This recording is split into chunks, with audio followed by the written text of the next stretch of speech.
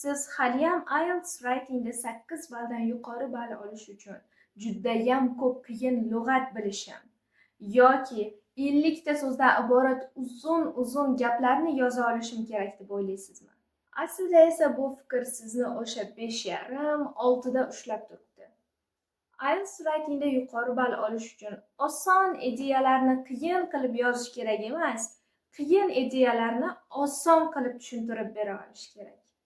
Bugungi videomizda nima uchun IELTS Writing Task 2 da essay yozayotganimizda aniqlik muhimligini ko'rib chiqamiz. Buning uchun birinchi o'rinda band deskriptorlarga qaraymiz. Birinchi o'rinda task response 9 qismiga qaraydigan bo'lsak, a clear and fully developed position is presented which directly answers the question. We can see the word clear degan so'zni ko'rib turibmiz. Coherence and cohesionga qaraydigan bo'lsak, the message can be followed effortlessly. Essayda yetkazib beriladigan ma'lumot judayam o'qishga oson, aniq bo'lishi kerak. Lexical resourcega qaraydigan bo'lsak, full flexibility and precise use are widely evident. We can see the word precise, ya'ni aniq ishlatilishi kerak. Har bitta so'zni bizda essayda maqsadi bo'lishi kerak. Ko'rib turganingizdek, band deskriptorlarda precision, ya'ni aniqlikka juda ham katta urg'u berilgan. Demak, agar bizning essayimiz juda ham aniq yozilgan bo'lsa, har qanaqa qiyin, kompleks lug'atlar, fancy vocabulary yoki qiyin o'sha uzun gaplarni ishlatmasdan, qisqa gaplar bilan mayli yoki o'sha murakkab gaplar bilan ishlatib, o'zimizni bermoqchi bo'lgan fikrimizni to'liq va aniq yetkazib bera olsak, bizda band 8, band 9 darajalarga erishar ekanmiz. Endi esa precision, ya'ni aniqlikning 3 ta muhim bosqichini ko'rib chiqamiz. Birinchisi clear writing. Bunda examiner sizni essayingizni o'qiyotgan payti har bitta berayotgan fikringizni tushunishi kerak. Ya'ni bu so'z nima degani ekan, bu so'z qanaqa ma'noni anglatib kelyapti deb o'ylab o'tirmasdan shunday o'qiganda har bitta essayingizni, har bitta bermoqchi bo'lgan fikrlaringizni, argumentlaringizni birdaniga tushuna olish kerak. Bunda siz yozgan gaplaringizning ma'nosini, yo'nalishini va umuman olganda fikrlaringizni aniq, sodda qilib yetkazib bera olishingiz kerak. Keyingisi precise writing. Bunda examiner sizni bergan fikrlaringizni to'liq tushunishi kerak. Ya'ni bu bilan nima demoqchiman? Men xayolimda nimadir fikr bor, o'sha essayga kirgizmoqchiman, o'sha essayga yozmoqchiman. O'sha examiner essayimni olib o'qigan payti xuddi men nima demoqchiligimni nuqta-nuqtasigacha, pointgacha tushunishi kerak. Har bitta narsani xuddi sizni miyangizda qanaqa bo'lsa, examiner xuddi shunaqa tushuna olishi kerak. Shunchalik darajada biz terminology, qanaqadir so'zlar, maxsus so'zlar yoki bizni fikrimizga mos tushadigan grammatik strukturalarni ishlatgan holda o'zimizni fikrimizni to'liq, aniq yetkazib bera olishimiz kerak. Va oxirgisi concise writing. Bu degani bermoqchi bo'lgan fikrlarimizni, unga yozayotgan support gaplarimizni hammasini iloji boricha kamroq so'zda ifodalash. Bizda ko'pincha bunaqa bo'ladi. O'zi fikrimiz kichkina yoki explanationlarimiz kam, lekin qanaqadir chiroyli so'zlarni qo'shib, birinchidan vocabularyni show off qilishga harakat qilamiz. Ikkinchidan, o'sha gaplarimizni uzunroq, qiyinroq qilishga harakat qilamiz. Lekin bizda concise writing aytayaptiki, o'sha gaplarimiz iloji boricha qisqaroq bo'lishi kerak. Gapingizdan qaysidir bitta so'zni shundoq olib tashlaganda, ma'no umuman o'zgarib ketishi kerak. Tushunyapsizmi? O'sha gapdagi har bitta so'zni o'zini o'rni bo'lishi kerak. Keraksiz so'zlarni biz gapni ichiga tiqmasligimiz kerak. Bu concise writing. Xo'p, endi nima qilish kerakligini tushunib oldik. Qanaqa qilib bu darajadagi precision, ya'ni aniqlikka erisha olamiz? Hozir shu haqida gaplashamiz.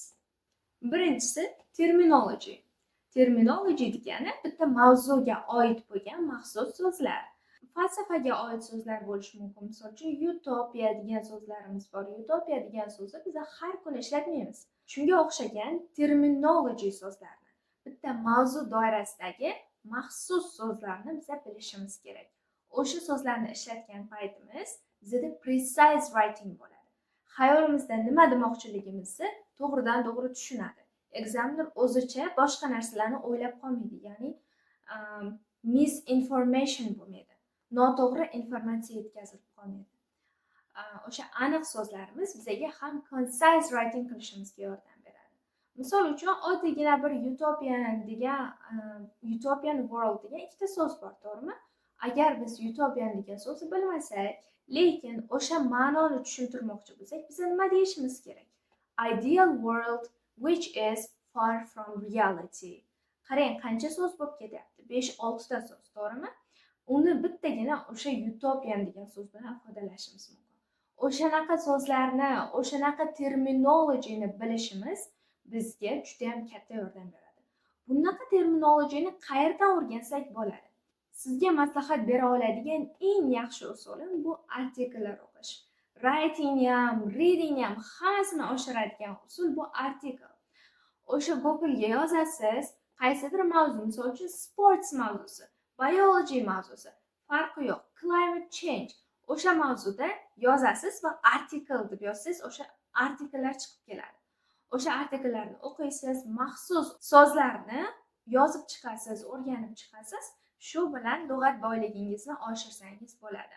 O'quvchilar qiladigan eng katta xatolardan bittasi, misol uchun, oddiy so'zlarni qiyin variantini, ya'ni advanced variantini ishlatmoqchi bo'lishadi.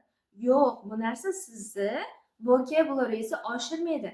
Nima oshiradi? O'sha terminology oshiradi. O'sha utopian degan so'zni bilishingizni ko'rsatib berishingiz kerak.